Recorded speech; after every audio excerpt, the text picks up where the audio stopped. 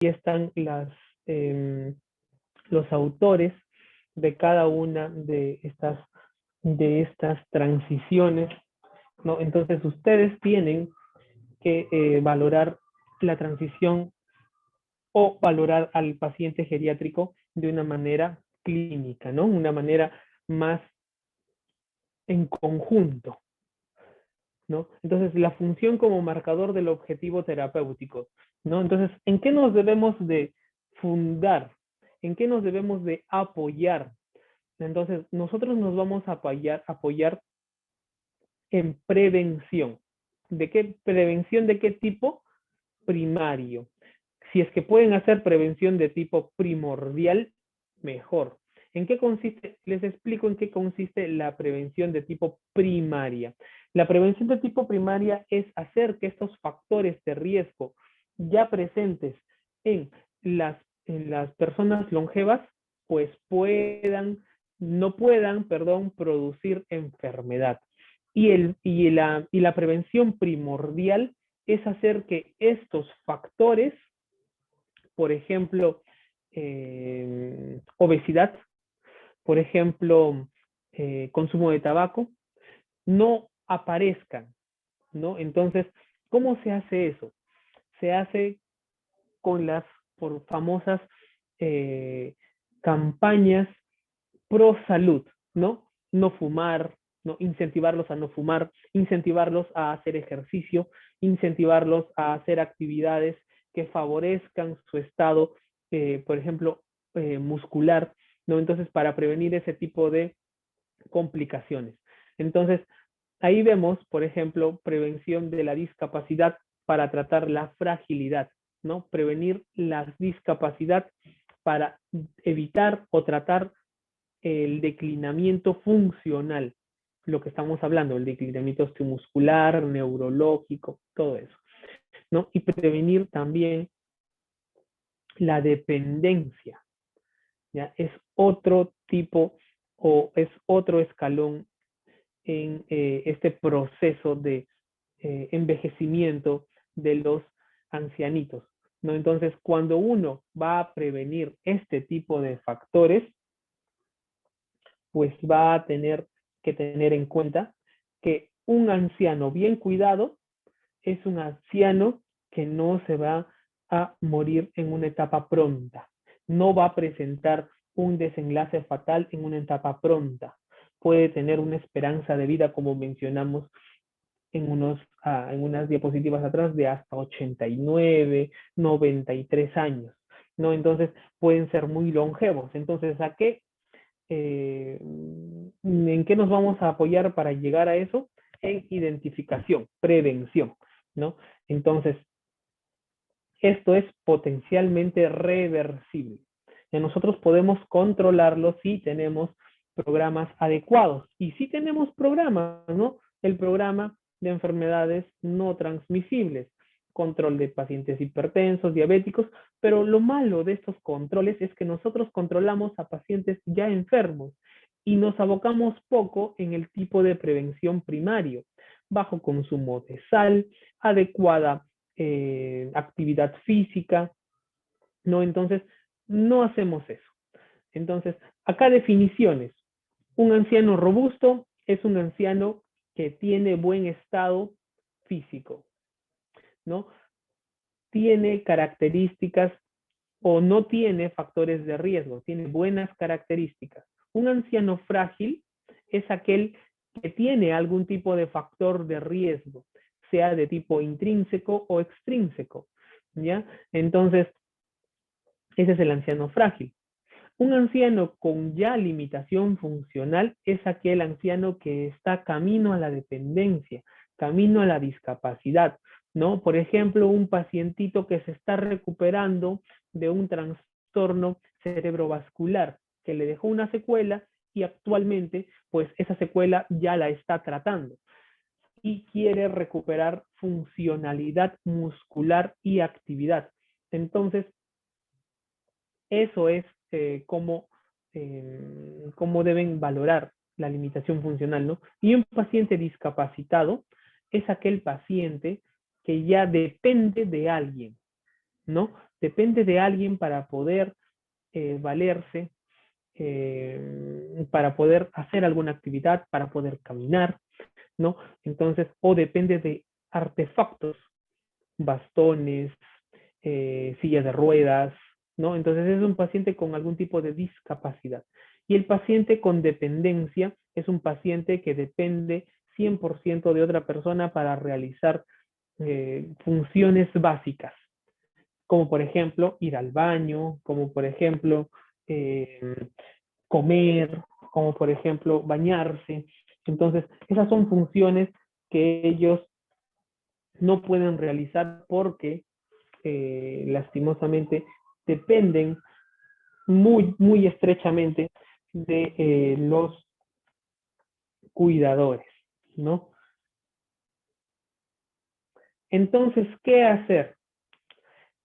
Vamos a estandarizar la intervención en cada proceso integral, ¿no? Entonces, nosotros, ustedes, como atención primaria o atención hospitalaria, me centro más en la atención de tipo primaria, porque es donde llega el grueso de pacientes.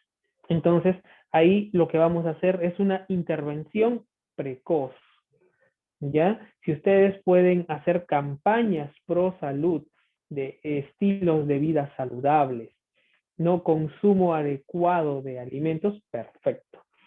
Una vez que la persona ya ha sido identificada como hipertensa, diabética, con algún tipo de artropatía, con algún tipo de enfermedad cardiovascular, eso se lo dejamos para el ámbito médico, para el cribado, para el diagnóstico, ¿no? Para valorar en qué estado se encuentra y hacerle otro tipo de prevención, ¿no? Eso ya sería una intervención o una prevención de tipo secundario, ¿no? Secundario, ¿no? Cuando ya tú tienes la enfermedad establecida en el paciente, pero quieres controlar esta enfermedad para que no te produzca algún,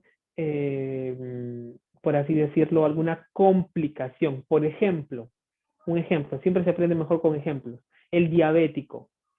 Paciente diabético diagnosticado, tienes que controlar esa diabetes. ¿Para qué?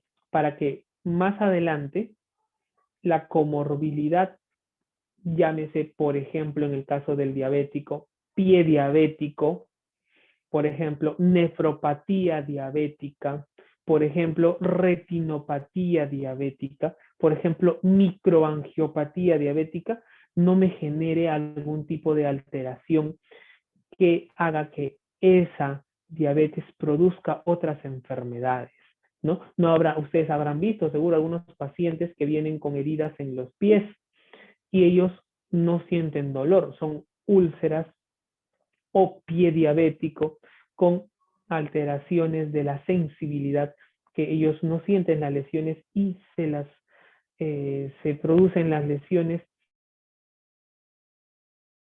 Entonces, siempre no se olviden de una persona diabética, revísenle los pies, ¿ya? Entonces ahí van a hacer la valoración de tipo funcional, ¿ya? Evaluación por aparatos y sistemas, ¿ya? Desde la cabecita, interrogatorio, cómo está, se orienta, no se orienta, el tono muscular, cómo está adecuado, su masa muscular, cómo está hipotrofiada, atrofiada, bacán. Entonces, en la valoración de tipo nutricional, ¿no? La valoración de tipo nutricional. La valoración nutricional lo que te va a dar es, por ejemplo, un estándar de qué debe llevar el paciente o cómo debe alimentarse. Porque estos pacientes, ustedes saben que tienen que llevar un tipo de dieta diferente a una persona normal. Tiene que ser una dieta más rica en calcio, una dieta más rica en proteína, una dieta más rica en aminoácidos esenciales, ¿no? Para que, para que ellos no generen más, por ejemplo, hipotrofia muscular o atrofia muscular, ¿no? Entonces, ayudarlo por ahí, no siempre de la mano con nutrición, que ellos manejan mucho mejor ese ámbito. valoración de su actividad física, ¿no? Entonces, ver que haga actividad física acorde a su estado locomotor, ¿no? Si él tiene alguna discapacidad, pues la actividad física debe estar orientada más a corregir esa discapacidad y hacer actividad física acorde a la discapacidad que él tiene, ¿no? Pero siempre hacer. Enfermedades y condiciones crónicas. Si este paciente tiene algún tipo de enfermedad crónica, por ejemplo, EPOC, por ejemplo, secuela de tuberculosis, ¿no? Bronquiectasias, ¿no? Fibrosis pulmonar, ¿no? Por ejemplo, es un paciente que trabajó en minas, entonces tiene algún tipo de alteración tipo neumoconiosis, entonces a esos ya hay que valorarlos de alguna manera con otro ojo clínico, ¿no? Ellos tienen que ir a un grupo muy aparte, porque ellos ya vienen con un daño preestablecido, ¿no? Ya vienen con una enfermedad crónica preestablecida, puede ser de origen funcional como también de origen laboral, ¿no? Fármacos, el consumo de fármacos, siempre el consumo de fármacos es importante, porque ustedes van a valorar el control clínico que tienen con estos, si es que este fármaco le está produciendo alguna otra enfermedad, como por ejemplo es un paciente con síndrome de Cushing, con usuario crónico de corticoides, ¿no? A la larga le va a producir alteraciones, ¿no? Alteraciones. Un usuario crónico de corticoides puede tener tendencia a hacer osteoporosis, ¿no? Los hábitos tóxicos, dejar de fumar, dejar de tomar, ¿no? El entorno también, donde vive, si es un entorno estresante, sacarlo de ese tipo de entorno, ¿no? Una valoración geriátrica siempre integrada. Más de lo mismo, esto ya lo hemos visto, que hacer, solo que acá le agregamos dos parámetros. Las recomendaciones. ¿Dónde vamos a intervenir? Vamos a intervenir en el ámbito de enfermedad crónica. Una enfermedad crónica preestablecida tiene que estar controlada. Pérdida de la reserva funcional también debe estar adecuadamente controlada. El envejecimiento saludable es lo primordial, es en lo que ustedes se van a basar, ¿ya? Entonces, eso es lo que debe ser primordial para ustedes.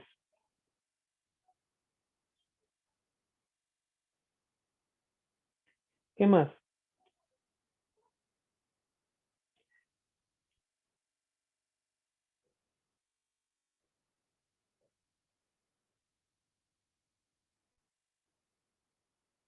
Acá lo que van a ver, por ejemplo, son algunos aspectos importantes, como por ejemplo la valoración de la fragilidad como síndrome, ¿no?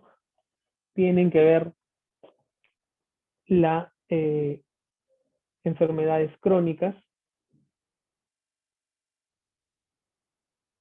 la valoración de la declinación psicológica, de la reserva, ¿no? Valoración de la nutrición, de la nutrición, de la movilidad, de la actividad, ¿no?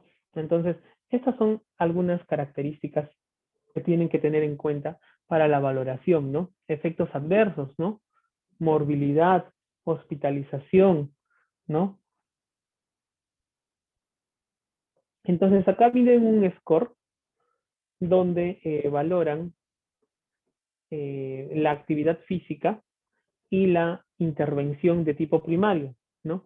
La intervención, el cambio de intervención de tipo primario.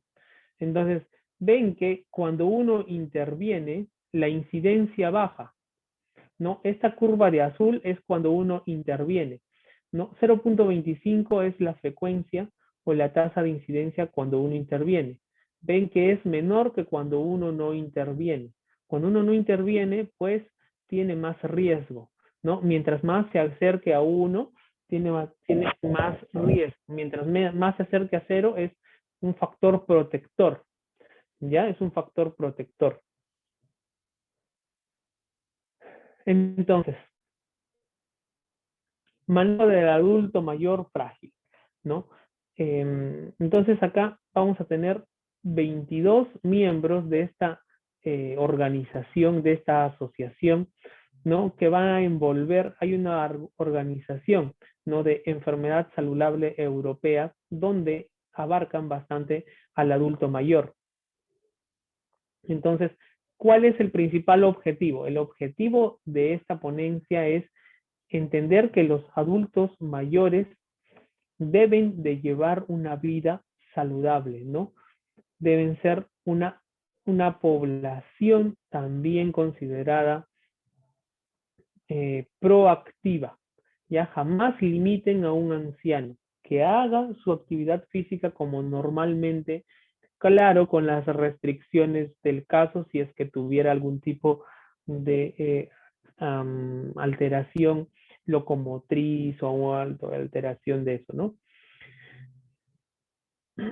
Entonces, la atención primaria nos va a ver todas las etapas de vida, desde la etapa de niño hasta la etapa adulta.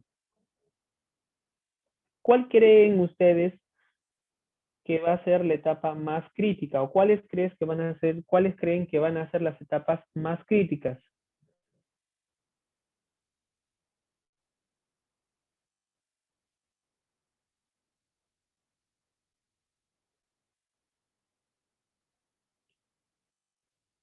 Las etapas más críticas en la atención primaria son la etapa pediátrica, menos de 5 años, ya se los he mencionado eso, ¿no? Y la etapa de longevidad, ¿no? Cuando tienen más de 65. Esos de los extremos son los de más cuidado. Ya son la etapa en la que ustedes tienen que tener mucho, mucho, mucho más cuidado. ¿Quién es un anciano? Un adulto mayor, ¿no?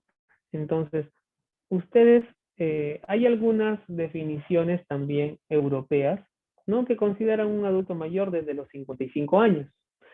¿Por qué la corte en ellos es mucho más baja? Porque ellos comienzan a hacer prevención primaria a una edad más temprana. Entonces comienzan a hacerle descartes a las personas desde los 55 años y comienzan a detectar mucho mejor los factores de riesgo, ¿no? Entonces ven cómo eso influye bastante en sus etapas de vida, ¿no? En cambio acá en Perú y en la OMS, ¿no? El adulto mayor es mayor de 65 años. Y generalmente a partir de los 65 años es donde todos se hacen los controles, los chequeos, ¿no? Y un viejito joven a partir de los 65, ¿no? Y un viejito más viejito a partir de los 80. Y acá vemos los años necesarios de las poblaciones para que pasen o para que dupliquen el número de ancianos que tienen. Por ejemplo, Francia.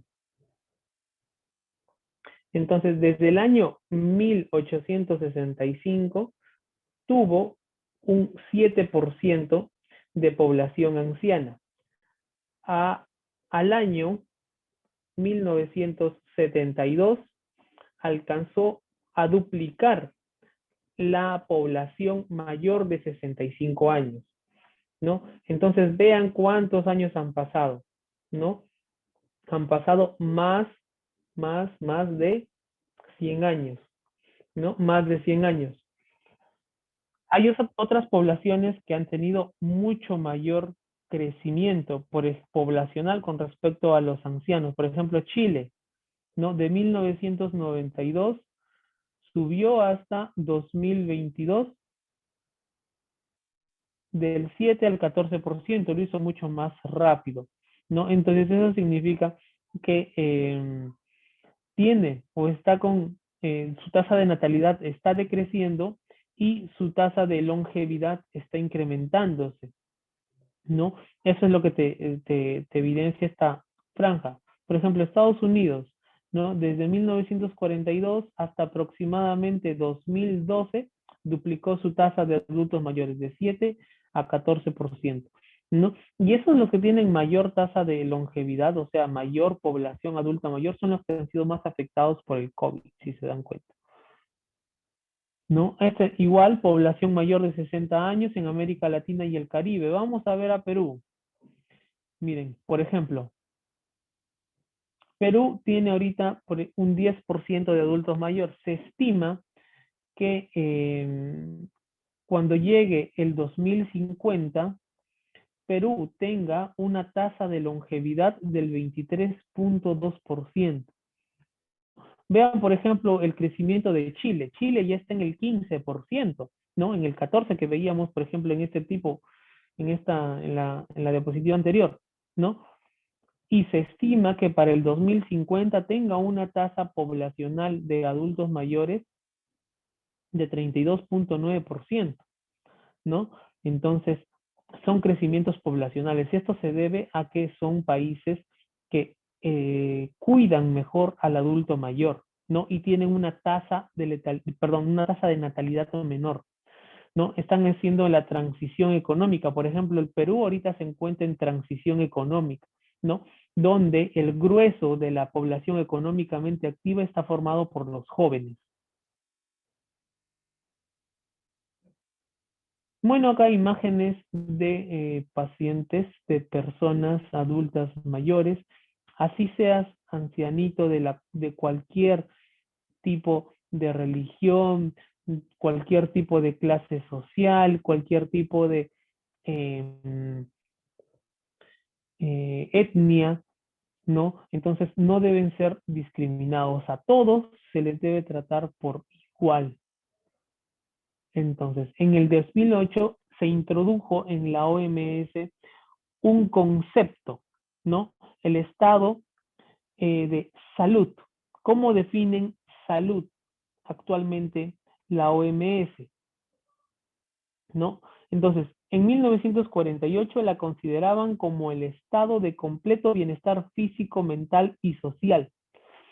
Entonces, esta definición casi nadie la cumplía, ¿no? Entonces, eh, ¿por qué? Porque se abocaba más a la ausencia de enfermedad, es decir, de bienestar físico en la población, y no hacía un conjunto el hecho de que se debe valorar el bienestar físico, el bienestar mental, el bienestar social. Entonces ahora la salud comprende tres grandes pilares: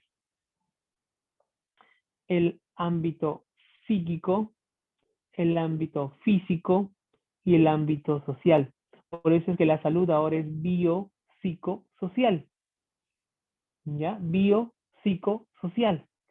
Entonces, es así como se introduce esta nueva, este nuevo concepto de salud, ¿no? La salud antes era la ausencia de enfermedad, ahora es bienestar biopsicosocial. Acá vemos la salud de los adultos mayores, por ejemplo, y la prevalencia de enfermedades musculoesqueléticas. Vamos a ver Perú. No, vamos a buscar a Perú, Perú, Perú, Perú. Acá está.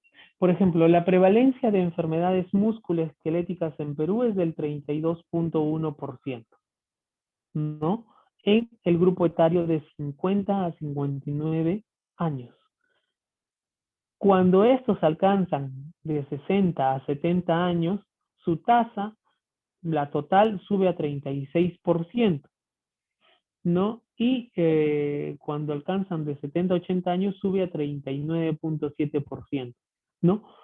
Entonces, ustedes ven cómo va aumentando la prevalencia con respecto a las enfermedades que van presentando.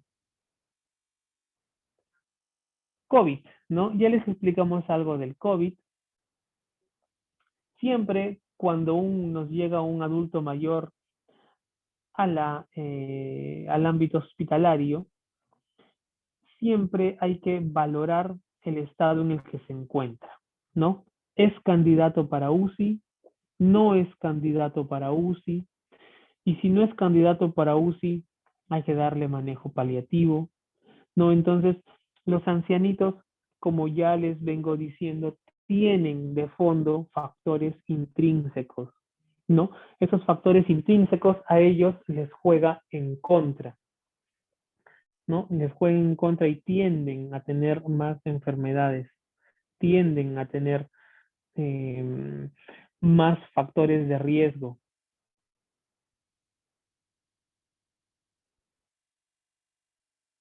Entonces, ustedes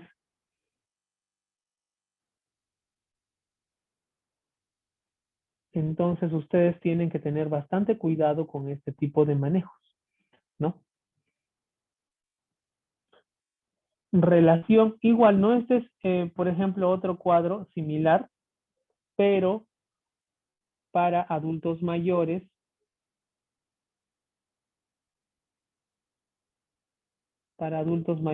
por ejemplo, ahí busquen Perú, entonces acá está Perú, ¿no? Perú, no, relación de dependencia de cuidados para adultos mayores, 2.4%. Es decir, que en la población, 2.4% de la población longeva, que era 10% en el anterior, si mal no recuerdo. Acá está, en Perú era 10%. Entonces, de este 10%, ¿quién va a depender de cuidados cercanos para este adulto? 2.4% de adultos mayores van a requerir cuidados para adulto mayor. Y esto en el año 2050 ya se proyectó que va a ser aproximadamente la dependencia de estos adultos de 7.1%, ¿no? De 7.1%. Entonces estamos con tendencia a la longevidad, por eso es que la especialidad de geriatría se ha hecho más demandante. No, acá igual otro cuadrito, pero acá ya no incluyen a Perú.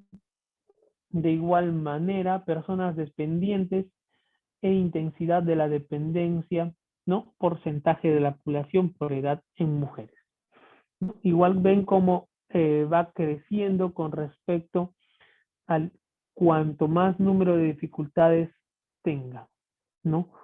Costa Rica, los mayores de 80, pues van a tener el 23% que tienen más de 3 dificultades, ¿no? Puede ser neurológica, puede ser muscular, puede ser de tipo urinario, ¿no? Genital, ¿no? Entonces vean cómo, lo importante de esto es que vean cómo va creciendo la curva conforme va aumentando la edad, ¿no? Los de 80 años tienen mucha más dificultad que los más jóvenes, por eso es importante prevenir, ¿no? Acá también, ajustes residenciales en personas de 80 y más años. Por ejemplo, Eso, eso tiene que ver más con la dependencia de los ancianitos con sus hijos, ¿no? Nosotros ahora somos hijos, pero más tarde vamos a ser padres de nuestros hijos, perdón, padres de nuestros padres. ¿Por qué? Porque quien va a velar por el anciano que tenga algún tipo de incapacidad va a ser el hijo. Entonces, por ejemplo, vemos, viven solos. Eso también tiene que ver tanto bastante con el ámbito social. Por ejemplo, en Perú, la tasa de ancianos que viven solos, 16%, ¿no? 16%. Por ejemplo, vean en Argentina, 34%, ¿no? Es mucho mayor la tasa, ¿no? Y ancianos que viven en hogares con hijos, 53%. ¿No? Y personas que viven solo con cónyuges, 16%, ¿no? Casi igual la misma proporción de los que viven solos, ¿no? Y otros 14%, ¿no? Es que viven con algún otro familiar, ¿no? Entonces vean cómo la mayoría de ancianos en el Perú vive con los hijos. Cosa que en Estados Unidos y en Europa no pasa. ¿no? El anciano generalmente es destinado a otros arreglos, es decir, albergues, ¿no? Eso es, como les dije, es algo más cultural, ¿no? Más social, cambia con respecto a cada país, ¿no? Incidencia de la pobreza extrema y moderada entre la población mayor de 60 años. Entonces, vean, ¿no? La pobreza también influye, sobre todo en países de tercer mundo. Por ejemplo, pobreza extrema de estos adultos mayores, 9% en Perú, ¿no? En, por ejemplo, Nicaragua, 34%. Es mucho, mucho mayor la pobreza de los adultos mayores, ¿no? Pobreza moderada, 13%, ¿no? En Perú. Acá, niveles de cobertura de pensiones, ¿no? Y o contributivas entre la población mayor de 80 años. Acá vemos Perú, 36% que son pensionados y 26% no contribuyeron a ningún tipo de fondo, entonces no tienen pensión. No se ve que también es casi entre los dos un 52%, no, perdón, 62% de todos los adultos, ¿no? El envejecimiento, ¿no? Entonces, ahí la OMS sacó un informe sobre envejecimiento y salud, ¿no? En lo que nos hemos basado ahora, donde le dieron mayor importancia a esto que ya hemos visto, que tiene que ver tanto con el ámbito de características personales, intrínsecas y la genética, ¿no? Por ejemplo, si alguien ya nace con alteraciones genéticas para hacer, por ejemplo, diabetes tipo 1, porque las diabetes son de dos tipos, la tipo 1 o insulino dependiente y la tipo 2 insulino resistente. ¿No? Entonces, ahí siempre ver este cubo como el núcleo de donde nosotros vamos a observar el entorno del anciano, ¿no? Vamos a observar la capacidad intrínseca, tanto el factor genético como las características personales del paciente, es decir, si es fumador, no es fumador, consume alcohol, no consume alcohol, usa algún tipo de droga, estupefaciente, ¿no? Tiene algún hábito nocivo, entonces todo eso. Y la capacidad funcional del mismo, ¿no? Y con ese balance nosotros vamos a determinar qué correcciones hacer en este tipo de personas. La trayectoria de la capacidad funcional y capacidad intrínseca, ¿no? Entonces, mientras un ancianito no tiene factores de riesgo, su capacidad funcional decrece de manera lenta. Y cuando éste tenga una capacidad intrínseca deteriorada, es decir, factores de riesgo intrínsecos a él, la curva cae mucho más rápido, ¿no? Entonces el envejecimiento biológico es mucho más rápido. Acá, ¿no? Capacidad intrínseca. ¿Qué es lo que vamos a valorar acá?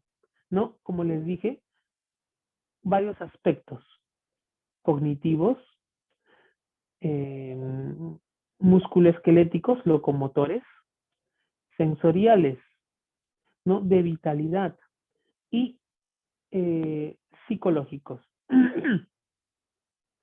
Entonces, por ejemplo, en el cognitivo vamos a ver memoria, inteligencia, ¿no? Capacidad para resolver problemas, el balance, ¿no? En la locomoción, si se balancea, si tiene un adecuado equilibrio, la masa muscular, ¿no?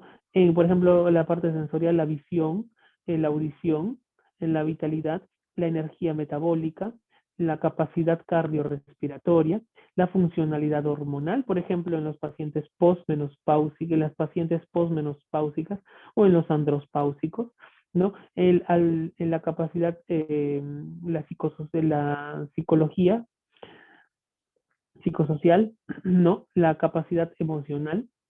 Entonces, esos tienen bastantes repercusiones sobre la capacidad intrínseca o la función intrínseca de todos los pacientes, ¿no? Capacidad alta y estable. ¿no? Estas son las posibilidades de intervención según manteniendo la función, ¿no? Capacidad intrínseca, capacidad funcional, deterioro de la capacidad, capacidad alta y estable.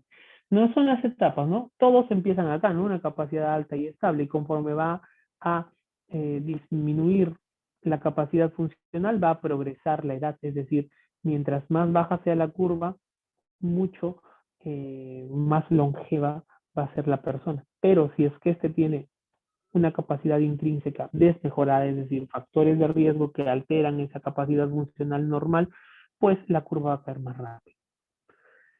Entonces, la atención integral para las personas mayores se va a basar en el ámbito sensorial,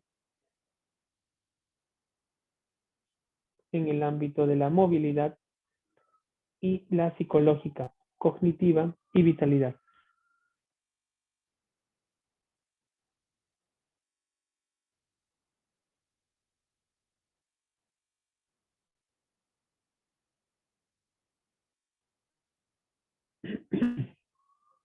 Entonces, ahí según todo lo que hemos hablado, ¿en qué ustedes le pondrían más énfasis? ¿En lo cognitivo, en la vitalidad, en todos?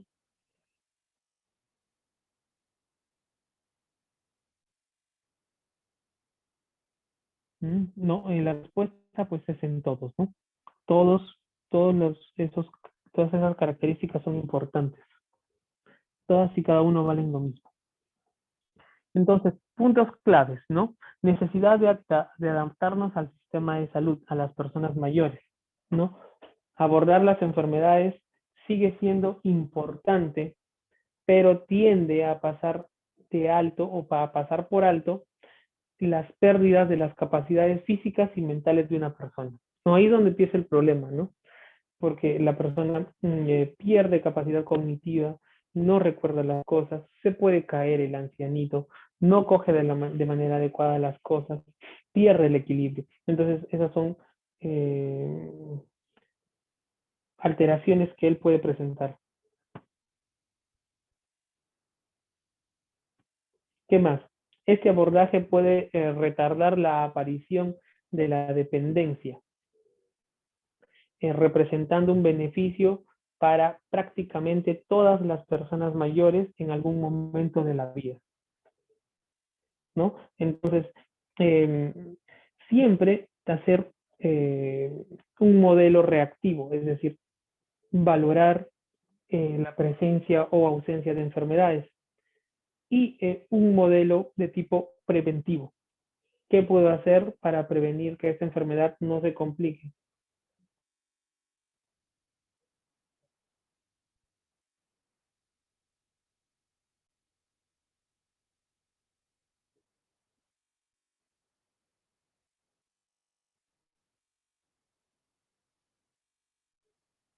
Entonces, muy bien. Adaptación de los sistemas de salud.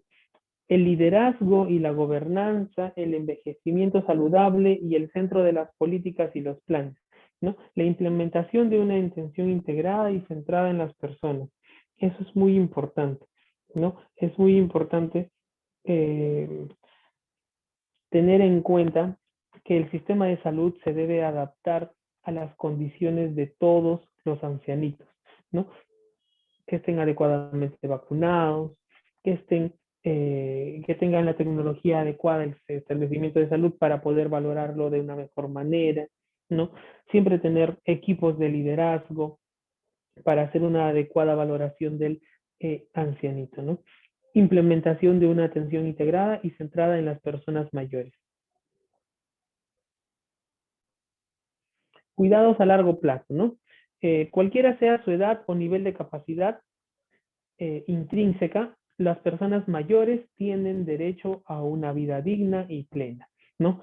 Para quien sufra una pérdida importante de la capacidad intrínseca, estos solo suelen ser posibles gracias al cuidado, ¿no? Entonces, con el cuidado nosotros vamos a hacer que este tenga, que no tenga factores de riesgo y que mejore esa capacidad intrínseca, ¿no? Las plataformas tecnológicas siempre deben ser una herramienta de ayuda para que nosotros podamos valorar y tener conocimiento de las otras técnicas o de las otras valoraciones que hacen otros países, ¿no? Y poder imitar lo bueno, ¿no? Siempre, este es un camino largo que hay que vencer para poder tener una mejor atención en salud de los adultos mayores. Estos son dos escenarios, un escenario, por ejemplo, que trata la convalecencia y un escenario de intervenciones profilácticas y terapéuticas, ¿no? Entonces, la complejidad de los servicios, un programa de atención, ¿no? Por ejemplo, en la comunidad, siempre hay que tener atención de tipo primario, como les he venido diciendo, ¿no? Siempre tener en cuenta la parte primaria, que es la base de todo el escalón, ¿no? Y por el otro lado, la comunidad, ¿no? Entonces, siempre tener esos dos escalones bien reforzados, porque la comunidad es la que te va a ayudar a que este no presente más factores de riesgo, ¿no? Especialidades médicas, si es que ustedes en el ámbito primario no pueden resolverla, pues van a derivar al paciente, ¿no? Si es que este paciente ya tiene algún tipo de enfermedad, estamos por acá, pues mandarlo a un centro de rehabilitación, terapia, interconsultas, tratamiento, ¿no? Si es que este tiene algún tipo de alteración mental, al centro de salud mental para la atención personalizada, ¿no? Y así. Ahí les dejo ese cuadrito para que puedan ver cómo es que se va subiendo cada escalón y cómo empieza siempre en la atención de tipo primario. Medidas para la protección en los ancianitos. Aislamiento social, que es lo que se está haciendo actualmente, vigilancia epidemiológica, ¿no? Búsqueda de casos, aislamiento de contactos y los sospechosos, ¿no? Algunos países como China usan un tipo de pesquisa virtual, es decir, hacen control de tipo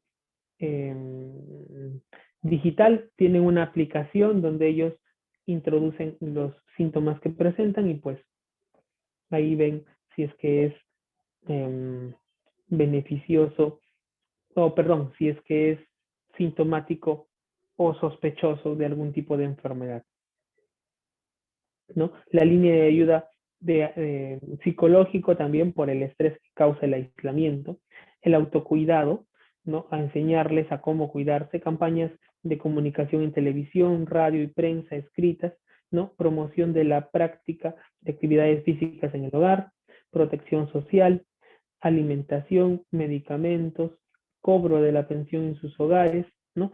Entonces, todos esos aspectos son los que se están valorando actualmente, ¿no? Y todos tienen que elaborar el protocolo para COVID, ¿no? Medidas higiénico-epidemiológicas, vamos a ver ahora, ¿no? Por ejemplo, algunos centros tienen un control de tipo, como ahora está muy de moda, pues la tecnología, ¿no? Control por aplicaciones. Acá ven cómo es que les enseñan en el ámbito comunitario cómo usar correctamente su mascarilla, ¿no? ¿Qué mascarilla deben usar? ¿No? Entonces, las personas adultas mayores son más vulnerables. Todo el mundo conoce eso. Tienen una tasa de mortalidad mucho mayor que una persona joven, ¿no? Entonces, la neumonía y la insuficiencia respiratoria en este tipo de pacientes puede llegar a ser mortal. Entonces, tienen que cuidarse ustedes para que puedan cuidar al adulto mayor que vive con ustedes. Tener en cuenta los principales síntomas y actuar a tiempo. Y si esta persona tiene algún tipo de comorbilidad, pues tratarla y mantenerla controlada para que no repercute en el pronóstico si es que se contaminara o se contagiara por COVID. Hay las guías y los protocolos de donde se ha sacado toda esta información, ¿no? De la Organización Panamericana de Salud, ¿no? De la OMS. Entonces, siempre tener en cuenta que hay algunos ancianitos que no creen en este tipo de pandemias, ¿no? Entonces, siempre la creencia o la negativa a que esto no existe y que solo es manipulado por el Estado o por gente con poder, ¿no?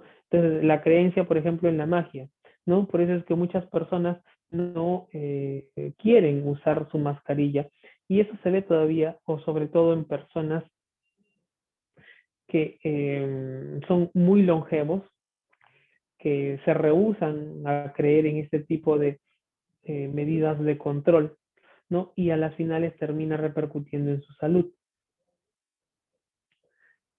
Entonces, acá vemos los protocolos de actualidad nacional que se sacaron en Cuba, por ejemplo, es un muy buen protocolo. Quien hace mejor prevención primaria acá en América es pues Cuba, ¿no? Son pioneros en el ámbito comunitario, ¿no? Entonces ellos vienen y hacen intervenciones de tipo preventivas, ¿no? Al identificar casos como contactos, identifican grupos vulnerables, ¿no? Por ejemplo, la corte para ellos, personas mayores de 60 años, ¿no? Acá es 65, ellos toman una corte mucho más baja, no 60 años. Entonces, ahí ven, ¿no? Ahí ven cómo les hacen seguimiento, control, visitas domiciliarias, ¿no? Entrevistas. Entonces, las intervenciones realizadas, por ejemplo, hacen medidas de tipo organizativo, ingreso de casos, aislamiento de los contactos, búsqueda de los sintomáticos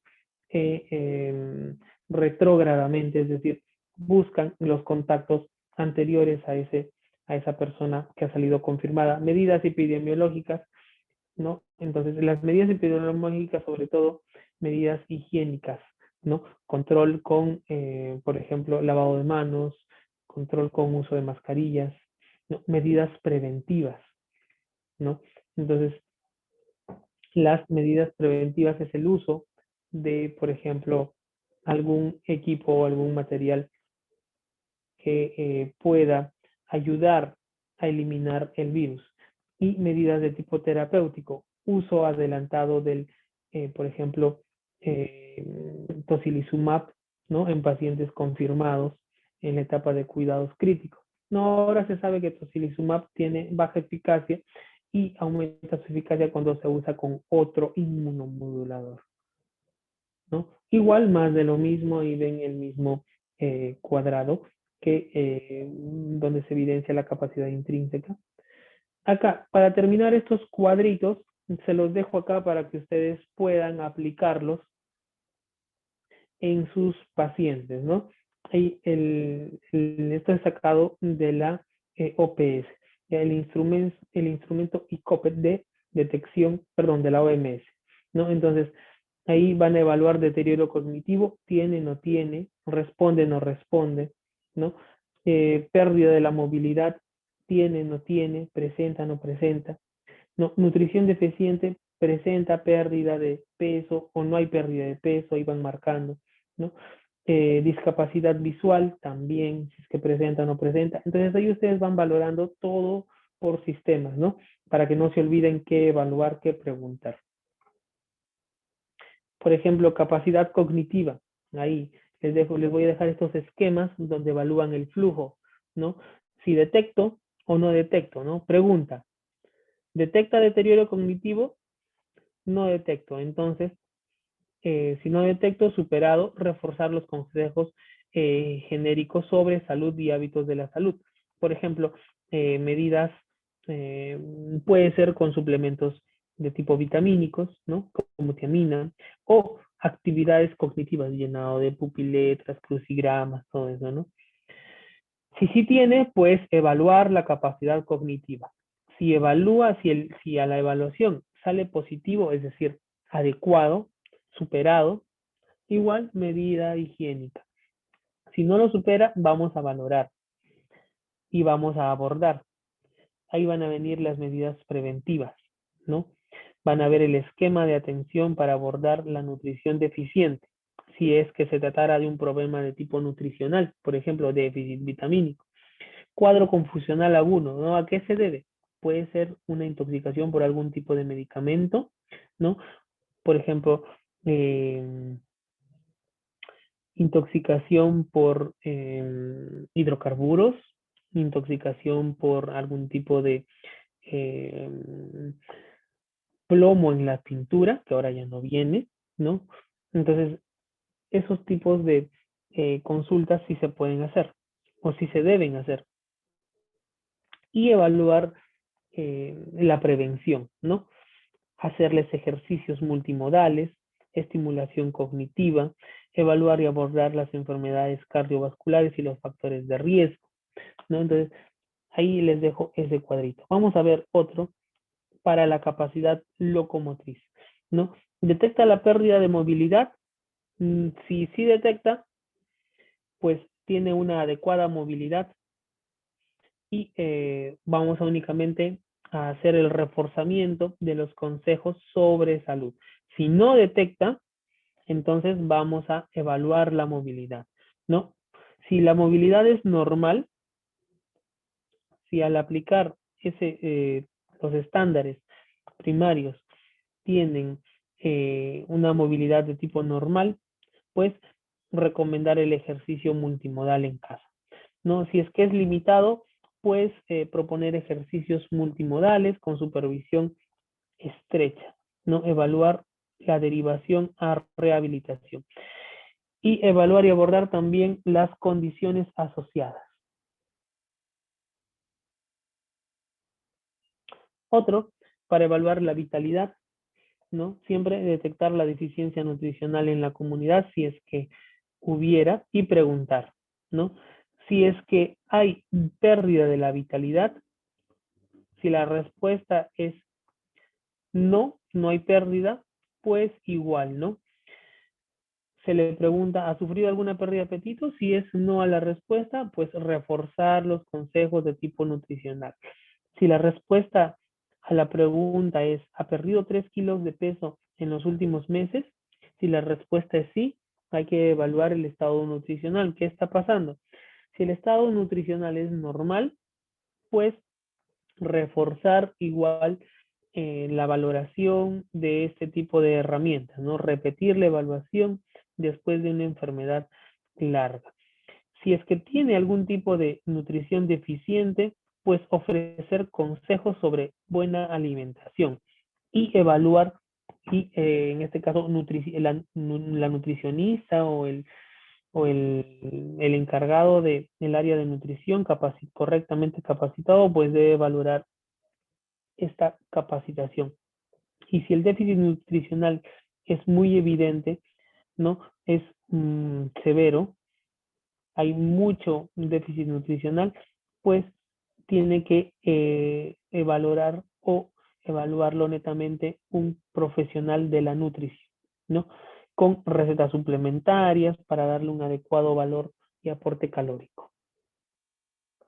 Bueno, chicos, eso ha sido todo por esta noche. Les he traído más o menos todo con respecto a la valoración de estos pacientes adultos mayores y un enfoque sobre todo para cómo manejar estos pacientes de una manera adecuada.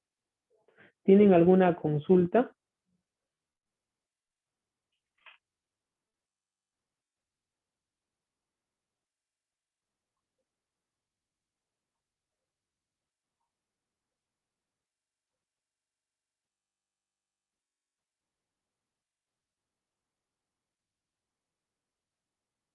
Bueno, damos por concluida esta ponencia. Muchas gracias a todos por participar. Conmigo será hasta otra oportunidad. Gracias, doctor. Gracias a los participantes. Excelente la ponencia, como siempre. Los invitamos a participar en una próxima actividad. Gracias a todos.